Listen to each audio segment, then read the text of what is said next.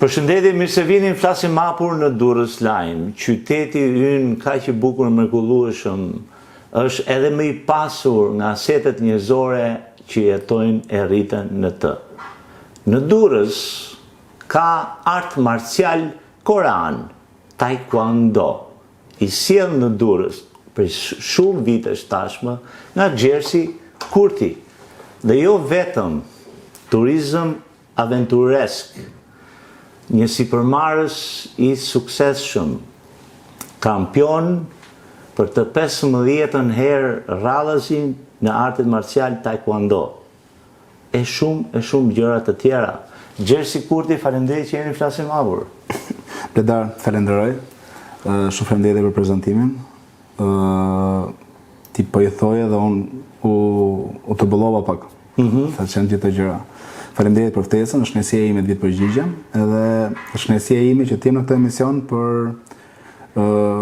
shprehur sadopak vlerat që gjithsakush mbart, edhe impaktin social që ne kemi në qytetin e Durrësit.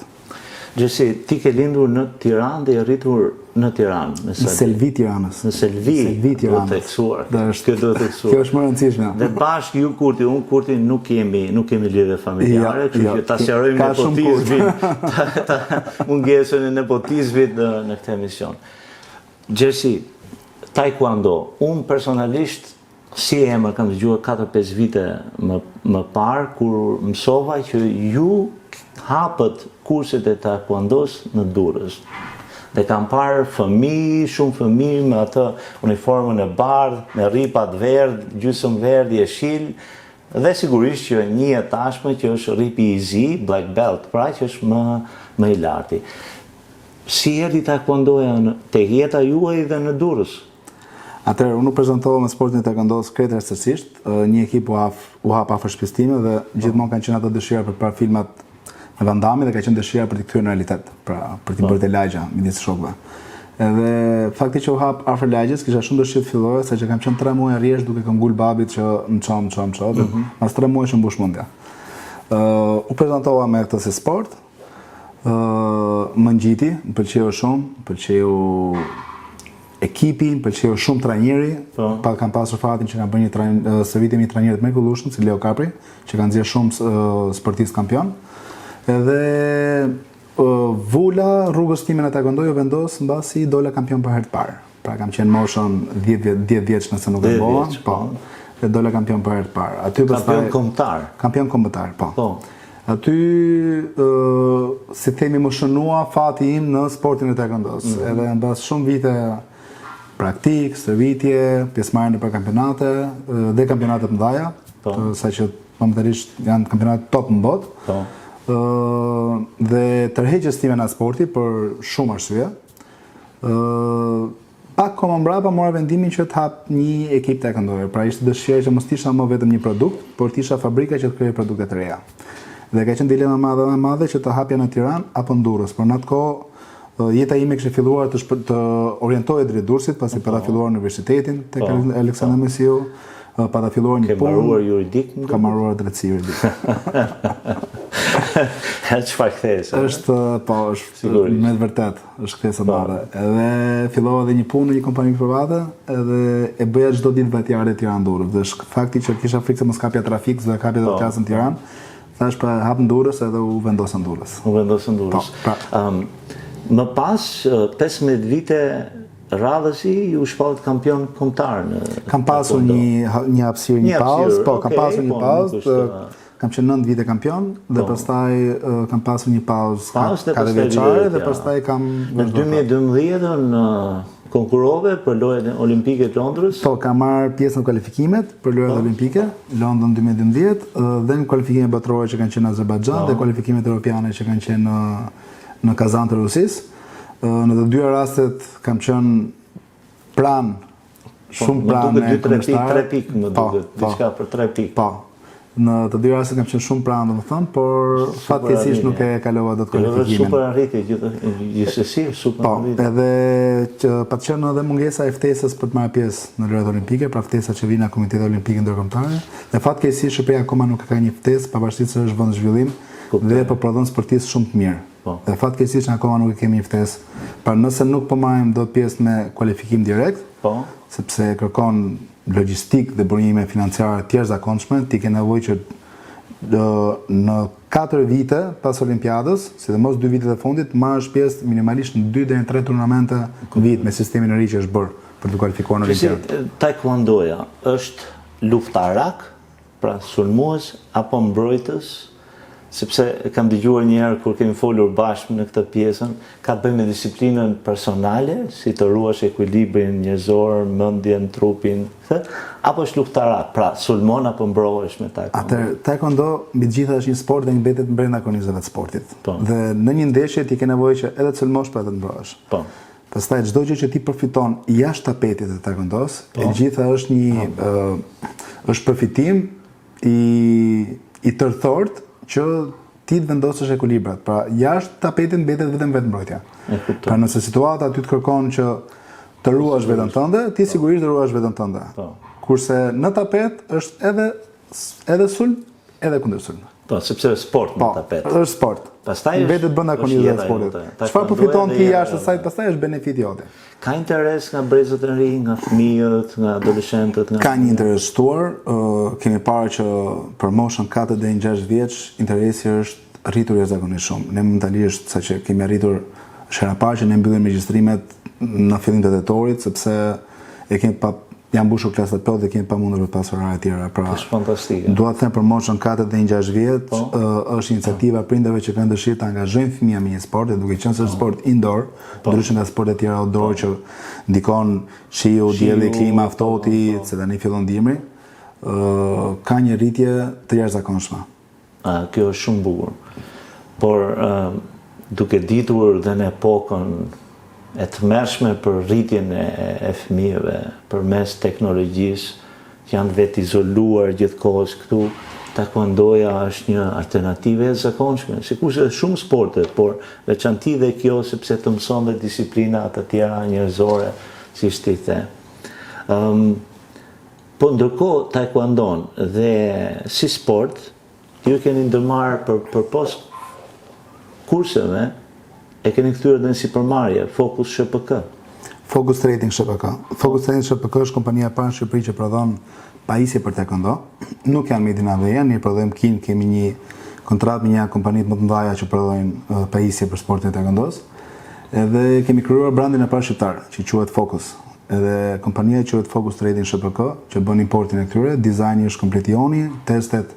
Pra ka pasur një kohë gjatë 2 vjeçare me testimin e produkteve, pra krijimin e samplesave, sjellja nga Kina këtu, testoi, kthej për mbrapsht, derisa të standardizojë produkti, dhe tani jemi pjesë e tregut shqiptar, Maqedonas, Malazez, edhe kemi filluar pak edhe me Italinë dhe Belgjikën, pra janë vendet e para. Qëllimi është që të shkojmë ndërkombëtarisht, pasi tregu është pak treg i vogël. Pra do ta bësh, nëse do të mbetesh brenda tregut ton, do ngelesh thjesht misionar. Pra, nëse do të tentosh të dalësh në tregjet e tjera që janë më të mëdha, pastaj aty je doing business. Dhe jemi drejtuar drejt pjesës doing business me pjesën e Focus SHPK. Që si kemi pak minuta që kemi nisur këtë bisedë, dhe ju jeni i pari taekwondoja në Durrës. Ka pasur edhe ekip tjetër përpara meje. Po, ju keni zhvilluar në këtë lloj përmasi që janë sot, dhe keni Focus, brandi i parë për materialet e taekwondos. Po. Bravo. Sikurse kthehemi edhe tek Adventures Point. Adventure Point Albania, po. Ato diçka është turizëm aventuresk apo jo? Jeta ime është ndarë midis sportit edhe aktivitetit. Vitet e tëra që unë kam qenë terren në outdoor, si në hiking ose në off-roading me makinat, tashmë ka ardhur koha që kemi kthyer në një eksperiencë edhe për turistët. Pra qëllimi ishte se si mund të kemi një impakt në Durrës, pra që turistët që vinë mos rrinë vetëm për godetin shezllon dhe konsumojnë në restorante, por të kenë mundësi që të kryejnë edhe aktivitete. Bashkë me impaktin normalisht vjen edhe suksesi i biznesit, se si ne gjejmë një formë që bëjmë një biznes të suksesshëm. Duhet të ecin të dyja paralel. Nëse njëra nuk është paralel me tjetrën, në një anë do të shtosh. Adventure Point është një kompani e dizenjuar vetëm për turet e aventurës. Është viti i parë që është si kompani dhe si po ecën? Po ecën në mënyrë të shkëlqyeshme, jam shumë i kënaqur. Kemi partnerë shumë të mirë. Jam i befasuar që vitin e parë kemi partnerë të këtyre lloj rangjeve. Bravo. Edhe një nga produktet tona është Safari, që ofrojmë turet, pra Safari koncept, sepse Forestradat janë të përshtatura për Safari, dhe bëjmë zonat e Durrësit që është sektori Nia dhe Kalmi dhe Kepin e Rodonit. Kepi Rodoni, sektori Nia dhe Kalmi. Dhe Kalmin. Me makina Safari. Me makina Safari. Bëjmë bovillën, që bëjmë të kombinuar, që mund dalim dhe ne qafshtama dhe të dalim kruj mes maleve, ose... Ka interes nga turistët e huaj? Ka interes sepse është full day tour, dhe full day tour turisti vjen për të kaluar një eksperiencë. Fantastike. Dhe hyrja mes maleve tona, ne me vërtet kemi malet me kullueshme. Fantastike. E dëgjojmë shpesh këtë. Terreni shqiptar është mahnitës për të huaj. Ne marrim kështu for granted të mirëqen, por dhe ti shfrytëzon këtë fantastike. Mund ta them me siguri plot që ka pasur edhe shoferë që kanë garuar në rrjedhit Dakar, ku kanë ardhur që të garojnë në rrjedhi Albania, kanë qenë shumë të entuziazmuar për llojin e terrenit që ne kemi, por kanë kuptuar që është edhe ekstrem shumë e vështirë se rrjedhi Dakar, sepse terreni është komplet tjetër. Ai kuptoj. Dhe unë mendoj që ne do të përfitojmë nga kjo gjë, si shtet në kuptimin e mirë të fjalës, që ti nxjerrim këto potenciale dhe ti zhvillojmë sa më shumë këto potenciale. Patjetër. Di që keni bashkëpunuar dhe me National Geographic për një projekt që ata kishin në Karavastan, duket? Po, në lagunën Karavastas, ne kemi qenë bashkë me partnerët tanë, nëse mund ta përmend Albania Hospitality Group, është një nga partnerët tanë më të mirë që kemi.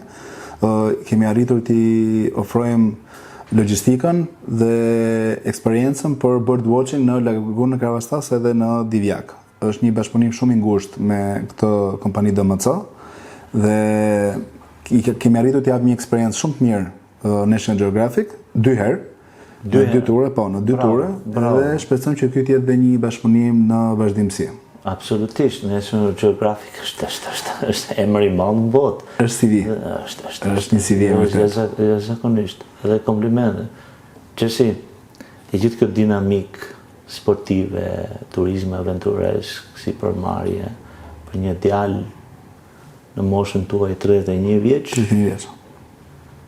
E ke patur të lindur, është zhvilluar gjatë viteve të mëvonshme, si? Pra, si shton Dursakët, se ti je nga Tirana. Unë jam nga Tirana. A e ke në gjak apo? Nga Selvia. Nga Selvia. E ke në gjak apo? Kam vështirësinë që ka ardhur duke zhvilluar. Normalisht në hapat e tu të parë ke gjithmonë stepje dhe pikpyetje shumë dhaja, dhe pikpyetjet janë shumë dhaja, dhe sa më shumë hapa bën, aq më shumë rriten pikpyetjet. Dhe pastaj kur arrin ta kalosh këto faze, pra ta fitosh edhe konfidencën te vetja jote, pikpyetjet janë të mëdha, por janë thjesht pikpyetje që duhen zgjidhur, pra nuk janë pikpyetje ta bëj mos ta bëj. Janë pikpyetje si ta bëj më mirë, si ta kthej më mirë, me rritjen e konfidencës. Kështu unë kam përshtypjen që kam ndjekur një rrugë tim dhe kam zgjedhur instiktet e mia. Pra kam funksionuar me instinkt, duke parë dinamikat se si mund të shkojnë gjërat, edhe kam pasur guximin që ta vë përpara, themi. Por ka qenë një rritje avash dhe ngadalshme. Nuk do të harrojmë që unë kam 11 vjet që jetoj në Durrës, dhe tani unë Durrës e njoh më mirë se Tiranën. Edhe në 11 vite ka qenë punë e pandalshme dhe nuk janë gjëra që janë bërë në kohë shumë të shkurtër. Pra janë dashur 11 vite. 11 vite durim. Dhe si e balancon me jetën personale? E kam ekuilibrin. Ta bëj këtë pyetje, më duhet të ta bëj. Sepse edhe kur takohemi në rrugë, jeni gjithmonë me nxitim. Edhe kur ju ndjek, jeni gjithmonë në nxitim, pra jeni në Formula 1 të jetës gjithkohës, dhe kjo si një rrezik zakonisht për balancën me jetën personale. Me jetën tënde, si e ke zgjidhur këtë dinamikë dhe vrapim kaq shpejt, ndërkohë kam fatin e mirë që kanë zgjedhur një vajzë të mrekullueshme. Ne jemi njohur në Malë të dy, hiking. Edhe fatmirësisht ajo ditë t'i japi ofrodë makinës, 4x4-ve, ecën motora, ATV, pra është pjesë, pra ka të njëjtën natyrë si unë, tek pjesa e ritmi i dinamikës, pavarësisht se ka një profesion tjetër komplet, është arkitekte, dhe ritmi në punën e vet është shumë i lartë. Arkitekte me këtë lloj hobi dhe fryme? Po, arkitekte me këtë lloj hobi dhe fryme, mund të themi. Fantastike. Dhe jemi të dy në dakordsi që koha jonë është mbas dite takohemi në shtëpi. Te pragu derës lehen gjitha hallet e punës. Bravo. Dhe na këtu mbrapa vazhdon jeta jonë, pra nuk është jeta punës. Art më vete, dhe sport më vete, më mirë. Ka qenë shumë e vështirë për të arritur të lloj niveli dhe prapë se prapë ka raste që ndonjëherë çalojmë. Pra ndonjëherë del puna në pa, por që Gjësi, 5 medalja ari keni kultivuar në taekwondo? unë Jo. Përmes tek të tjerët, ti vetë apo të tjerët? më tepër, shumë më tepër. Shumë më tepër? Shumë më tepër, po absolutisht. Ne momentalisht në ekip kemi 4 kampionat kombëtar, vetëm këtë vit. 4 kampionat kombëtar kemi vetëm këtë vit. Vetëm këtë vit. Vetëm këtë vit, po. Gjithashtu kur kemi qenë me ekipin kombëtar, në kampionatin ballkanik, ka qenë viti i parë që kemi sjell 5 medalje ari. 5 medalje ari. Ka qenë viti i parë që kemi sjell 5 medalje ari. Ka qenë puna e vazhdueshme dhe pandashme trajnerëve të tyre sportistëve dhe pastaj ka qenë faza përgatitorë që kemi bërë në ekipin kombëtar, që kanë arritur të japin këtë lloj produktiviteti. Medaljet janë të shumta dhe medaljet duhet të justifikohen me rritjen e brezave të ri edhe me rritjen e logjistikës në këtë sport. Gjë që të lë pak për dëshiruar. E kuptoj Gjesi, por e kuptoni çfarë motorësh keni ndezur ju me gjithë të nismë? Motor kampionësh, motor që lëvizin. Në një qytet mrekullueshëm për të qetë për herë vërtetë, si Durrësi. Dhe për këtë ju komplimentojmë realisht. Unë këtë kam një mision personal. Pra është një sport që unë kam bërë gjithë jetën dhe është gjë që di të bëj më mirë. Mund të merrem me motora ATV, mund të merrem me frestrada, mund të merrem me jatet, por gjëja që unë di më të mirë, që të bëj më mirë në të gjitha është sporti taekwondo. Pra, të jem coaching, të jem training, të krijoj logjistikë për këtë gjë, të krijoj infrastrukturë për këtë gjë. Pra është gjë që është brenda meje dhe unë në parimet që kam mësuar në këtë sport, të njëjtat parime jam duke ndjekur edhe në gjërat e tjera që po bëj. Madje edhe në jetën time personale ndjek të njëjtat parime, se parimet janë të njëjtat. Pra, për mua është e rëndësishme impakti social, të krijojmë breza të shëndetshëm, breza të mirë, breza që të kenë dëshirë të bëjnë sport, breza pozitiv, paqësor, dhe nëse nga këto lëvizje ndizen motor të tjerë që mundet të japin kontributin e vet në logjistik, në infrastrukturë, në marketing, domethënë ato janë të mira që mund të vinë mbas kësaj lëvizjes. Pra, nëse vinë, e kemi derën e hapur. Por deri tani ka qenë vetëm punë personale dhe vetëm punë e shpatave të mia. Të dua ta theksoj. Dhe ju lumt edhe komplimente. Falenderoj. Zakonisht gjërat bëhen mirë ku bëhen vetë kur janë mision. Dhe më vjen mirë që ju e thatë dhe theksuat që është mision personal. Sepse vetëm fundja, vetëm kështu mund bëhet kur e ke mision. Pra e ke mision i jetës. Dhe ju e thatë shumë bukur, por unë doja brenda mundësisë, Gjesi, një apel për rininë e sotme, për të rinë sot, përse duhet të angazhohen me sport? Nuk po i themi të largohen nga të gjitha gjëra teknologjike që ka jeta, por përse ja vlen? Sporti ja vlen për ndërtimin e një karakteri sportiv. Një karakter sportiv është gjithmonë një karakter që gjen zgjidhje në çdo situatë. Aty edhe kur matematika nuk zbatohet dot, një karakter sportiv do të gjejë një formë dhe një zgjidhje se si t'i japi zgjidhje problemet. Me atë çdo vjetësinë që sporti jep. Për një trup më të shëndetshëm, për një shoqëri më të mirë dhe një shoqëri e ndërtuar mbi bazën e vlerave. Sporti si vetëm vlera.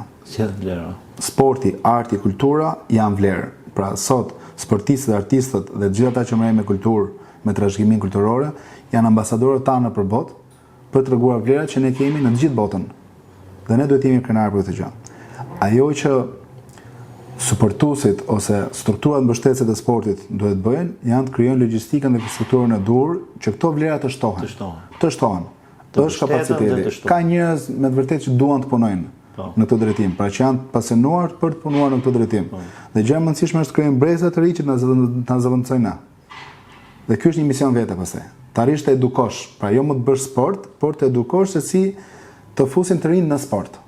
Dhe ky është mision fisnik. Ky është unë kam brenda vetes. Dhe është fisnik, ju a them edhe juve, Gjersi. Ju falenderoj për konsideratën. Realisht komplimente dhe përgëzime për gjithë të punë që ju bëni dhe keni bërë dhe jam i sigurt që të bëni. What's next? Çfarë planesh ke për të ardhmen? Planet ardhmen growing, sigurisht të rritem, Të rritem jo vetëm nga ana e biznesit, por të rritem edhe si njeri.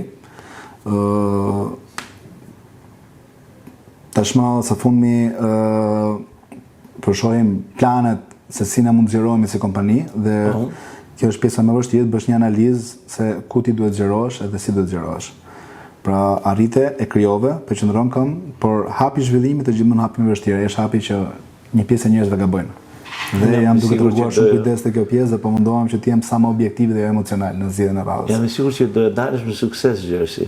Duke parë arritje deri tanishme, është trendi është që dhe shumë pishosh. Për mua është shumë rëndësishme që mos më humbi busolla. Sepse mund të kesh një arritje, sepse ke pas një busull shumë të mirë, ke pas një orientim shumë të mirë, dhe shumë rëndësishme që të busull ta mbash. Pra mos të humbi busolla. Te vazhdo në rrugën e drejtë, edhe të mrekullueshme dhe fisnike, edhe me këtë mision që ti ke brenda vetës, po që e përçon kaq shkëlqyeshëm tek brezët e ri të rinia dhe gjithë komunitetit. Falenderoj për gjithë konsideratën. Gjersi, vim në momentin e thënies së javës, tek tradita jonë tashme, tash e mafur, një fjalë e urtë, një thënie, çojmë çfarë do të bjerë, Gjersi. Ka pa te që është shtrënguar më shumë të gjitha. Po, ju sportistët gjithmonë me zhdërvjetësim tuaj, sa po thej që